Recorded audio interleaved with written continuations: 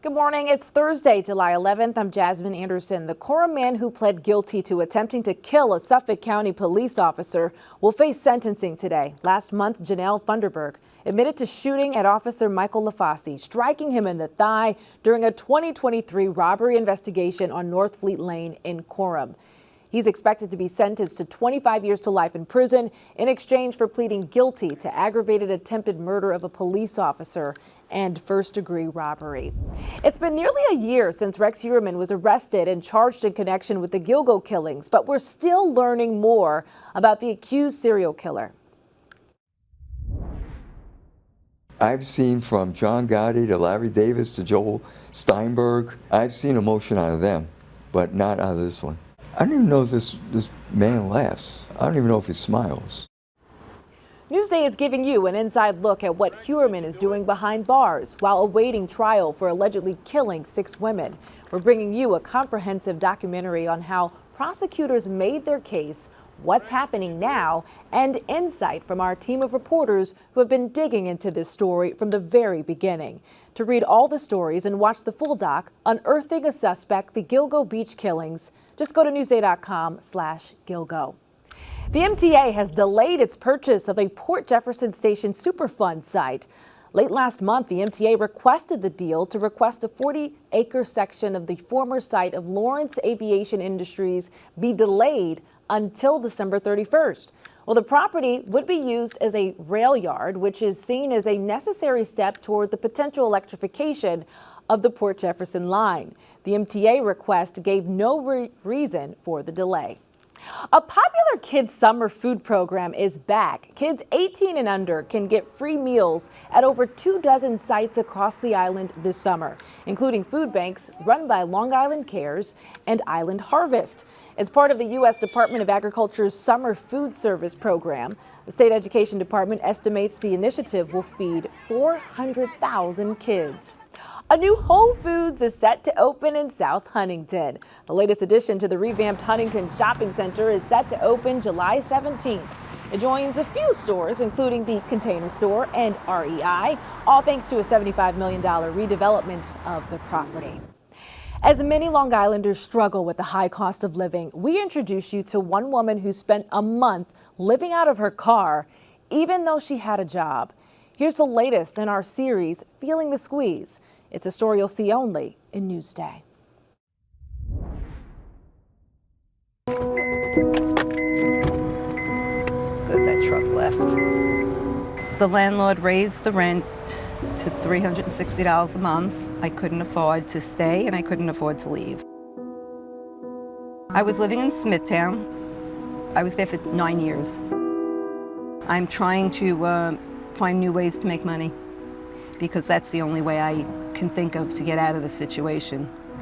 This is where I would stay just to stay calm and keep my focus, carry on, as they say. I wasn't going into a shelter. I was much more comfortable staying in my own car.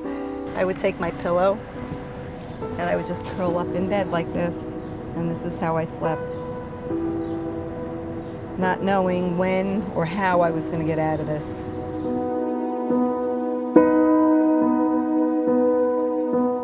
When I went to work, I would just go to either a friend's house for a shower, or I would go to a gym. An extra blanket for when it was cold. This thing really helped. I lost weight just because I didn't want to eat, because if I ate, I had to go to the bathroom. I had no place to go. And what I find most interesting is people will take an animal in before they take a human being in. You'd be surprised how the survival skills kick in. It's a domino effect, you know, one thing happens, your credit score is shot, everything goes up, there's no way out. It can happen to anyone. I spent hours and hours on phone calls trying to get help, and it just doesn't seem to be much help out there. If someone would have told me when I was in high school that I would be homeless one day, I would probably think they were crazy.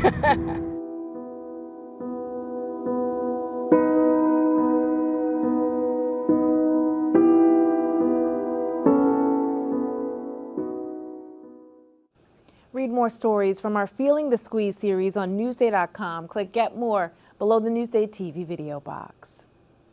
What's Up on Long Island is brought to you by EastEndGetaway.com. End up here.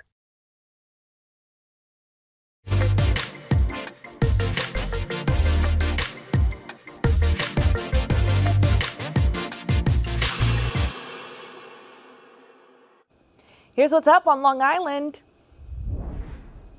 Try that in a small town. See how far you make it down the road. Catch the country music star Jason Aldean on his Highway Desperado tour. It stops at Northwell Health at Jones Speech Theater and Wantagh Friday night. Though I know that evening's empire has returned into sand. Also on Friday, you can see Judy Collins perform songs from her latest album, Spellbound, along with classics at the Suffolk. The famous food festival is coming to Deer Park. Taste the World offers food tastings inspired by cuisine from all around the world and features more than 100 food and beverage vendors. It's this Friday through Sunday at the Tanger Outlets, Deer Park. Rain dates are next weekend. For admission info and more events, click Get More below the Newsday TV video box on our homepage.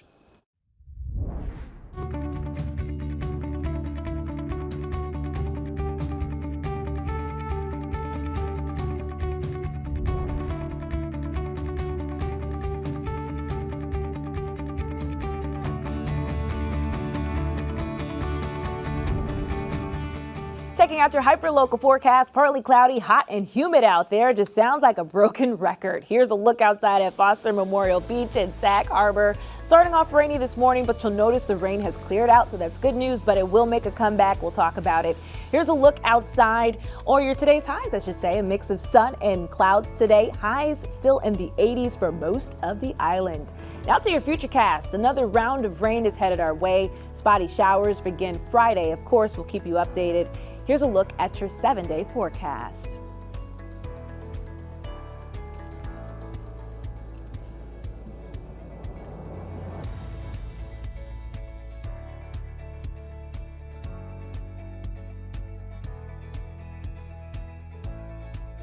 Long Island weather is brought to you by Sun Nation Energy, helping Long Islanders save on their energy bills for over 20 years.